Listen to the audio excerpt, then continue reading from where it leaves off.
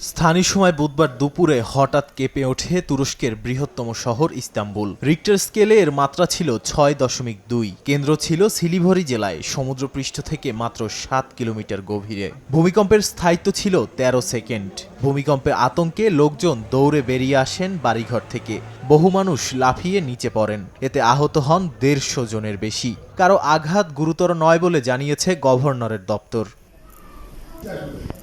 ভূমিকম্পের পর আরও দুটি আফটারশক অনুভূত হয়, প্রতিটির মাত্রা ছিল ৪.৯। আতঙ্কিত নগরবাসী ক্যাম্প চেয়ার, পোষা প্রাণী আর ব্যাগ নিয়ে জড়ো হন উন্মুক্ত জায়গায়। এখন পর্যন্ত কোনো ভবন ধসেনি, তবে ফাতিপুর জেলায় পুরনো এক পরিত্যক্ত ভবনের অংশ ভেঙে পড়েছে। গ্যাস, পানি, বিদ্যুৎ সরবরাহ ও সুয়ারেজ লাইনে কোনো ক্ষয়ক্ষতির খবর পাওয়া যায়নি। তুরস্কের প্রেসিডেন্ট এরদোয়ান জানান, ঘটনার পরপরই তিনি মন্ত্রিসভার সংশ্লিষ্ট সদস্যদের সঙ্গে কথা বলেছেন। এখন পর্যন্ত কোনো গুরুতর সমস্যা নেই, তবে বিশেষজ্ঞরা বলছেন এটি বড় ভূমিকম্প নয়, বরং ভবিষ্যতের জন্য সতর্ক সংকেত।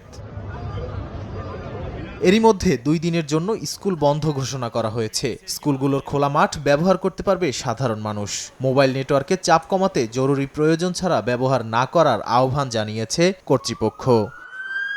নাদিম মারজান, সময় সংবাদ।